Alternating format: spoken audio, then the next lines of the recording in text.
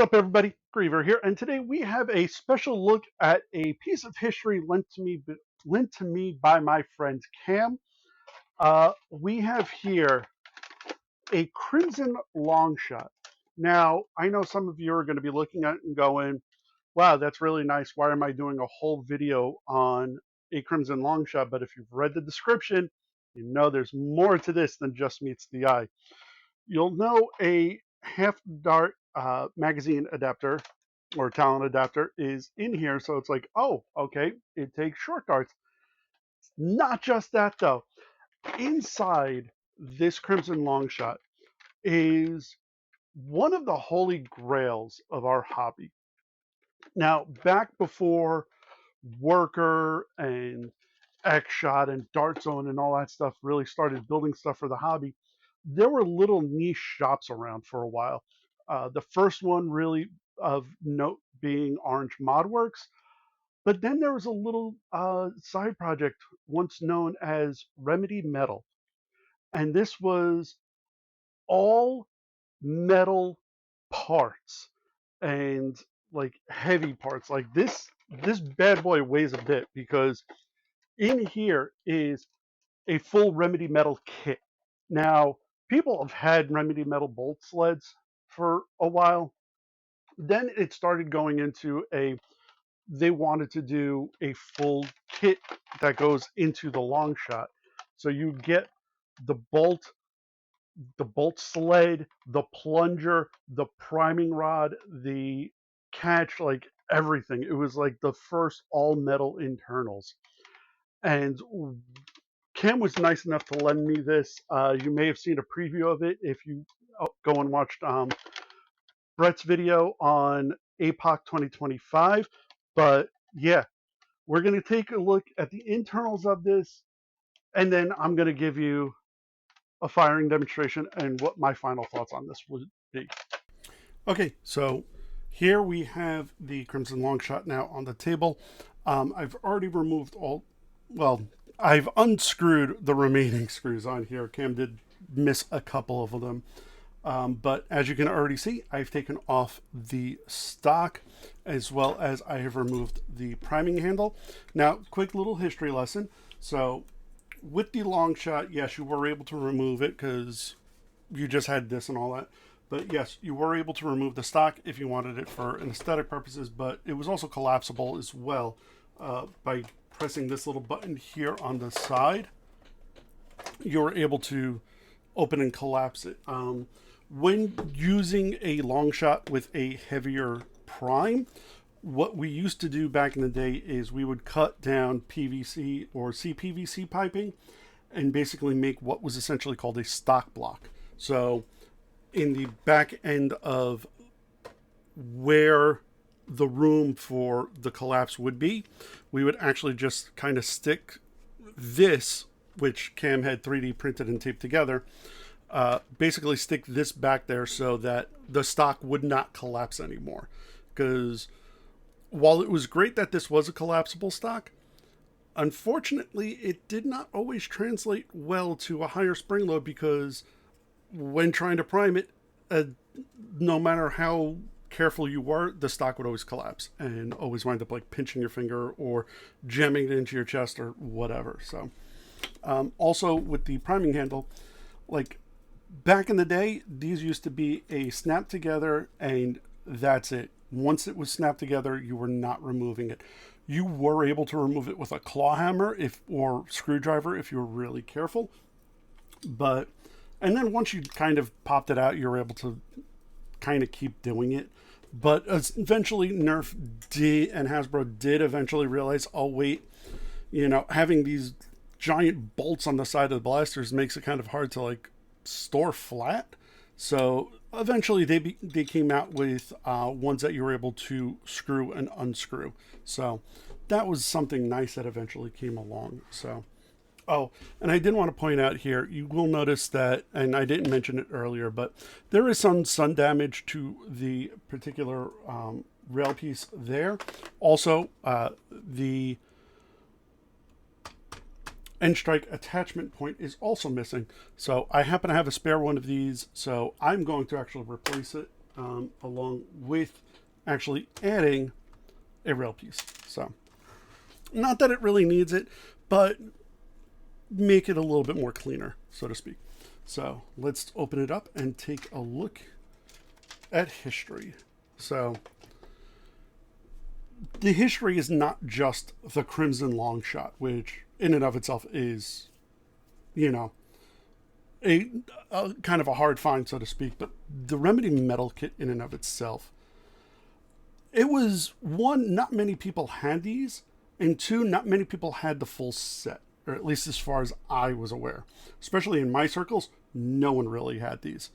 You have the Bolt Sled, you have the breech, you have the plunger system where the plunger tube is, and you can see the end right here. So it mimics everything basically that the Longshot would have in there.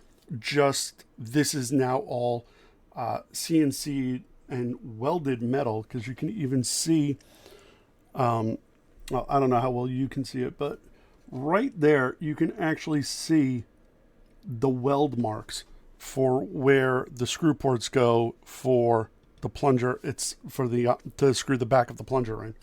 So the Longshot had a very unique plunger system in and of itself. One, it was actually the first direct plunger that that the N Strike series had. Well before Elite, this was a direct plunger system, always and forever.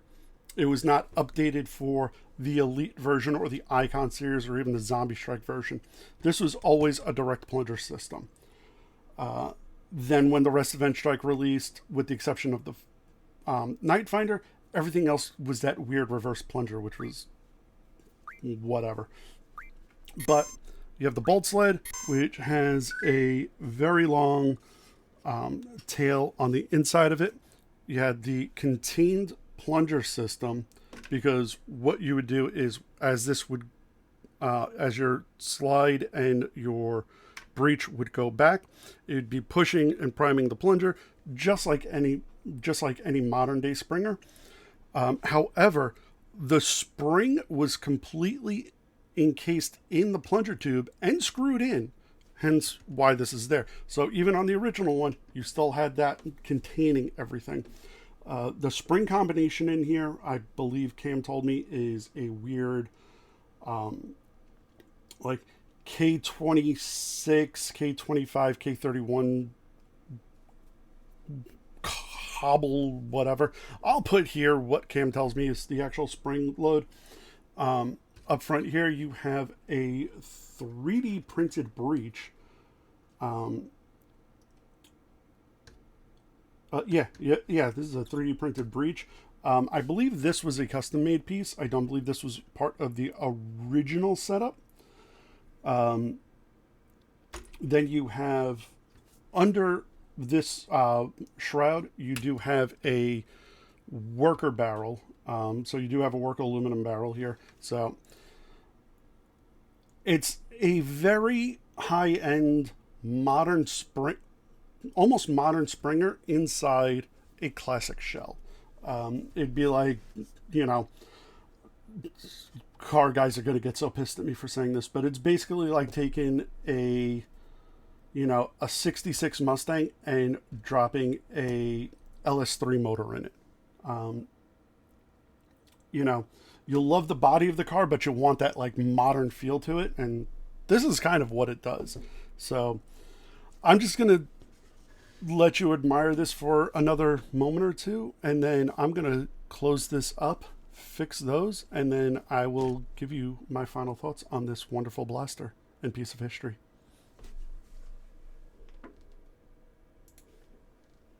Okay, so I buttoned this thing back up. We're going to do a little bit of a firing demonstration with it. Do want to add some additional information that I did not provide while we were looking at this on the workbench, and also clarify a few things, but there will be annotations back there. If you didn't see it, go back and check it again. But a couple of annotations I wanted to put in here. I was mistaken. The kit in here is completely Remedy metal. The breech bushing and barrel are actually original Remedy Metal Kit parts. Also, the spring is an original Remedy Metal spring with the addition of a cut down K26 in there. So yeah, with the exception of basically the trigger and obviously the short dart adapter. I mean, it's all original Remedy Metal Kit in here. So let's just do a quick firing demonstration to prime this, because there is no pump grip on here, which Cam told me eventually he will get again, potentially the worker one. But to prime it, you do have to use two hands for this, because one, it's heavy, and two, it's just the way it is. So it's primed back, and yes, this was before the skinny pusher days, so you do have to prime it in order to actually insert a magazine. Push it forward, and then let the magic happen.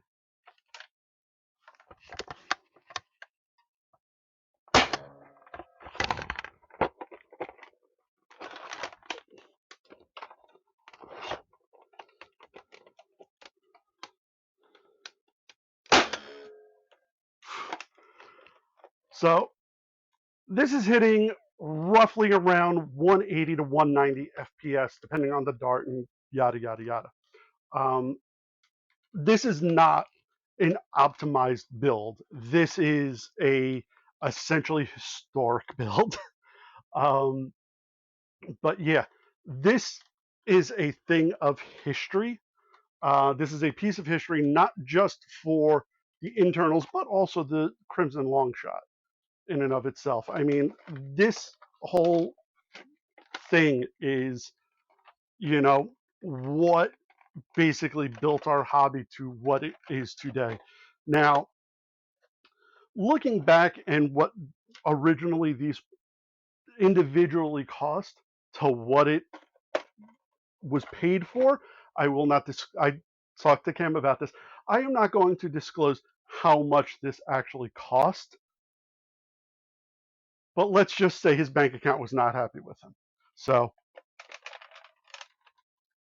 for a piece of history, though, I mean, and especially a piece of history that isn't, the commonplace crossbow or SuperTech 9000 that, those are like the big ta-das usually, because, the crossbow was like one of the best Nerf blasters ever, which then spawned the plus bow, and then inspired the skewer, and then yada yada and all that stuff. But I mean, like, this was kind of the start of like this and that. So, and I'm pointing to my seagull down here. I didn't realize it was out of frame, but I mean, like, without this may not have, come to be, or who knows what. But I'm off on a little bit of a ramble right now, so I'm just gonna. So that's where we're gonna end it for this video. And again, thank you always for joining us. And if you like the content we put here on the channel, please throw us a like and subscribe. Leave a comment down below. Let me know what you think of the rarity of the Crimson Longshot combined with the Remedy Metal Kit together as one piece of Nerf super history.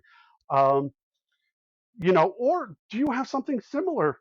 Let me know down in the comments below. I would have to say my kind of claim on that is I once got a Sonic Long Strike from a old Nerf tuber that went by Germ 781, and I put a Orange Modworks Long Strike Massacre Kit in it. So I have like the clear green Long Strike with the opaque green internals on it and meshed together, and it looks great and all that stuff. And oh, don't forget, we still have a PO box apparently. So if you want to send us some snail mail or whatever, go check it out. It's there. And also, we have patches that are being sold by Containment Crew. So if you want a patch that's of our logo, links down in the description below. Go check it out. And again, thank you very much for joining me, and I will see you guys next time. Later.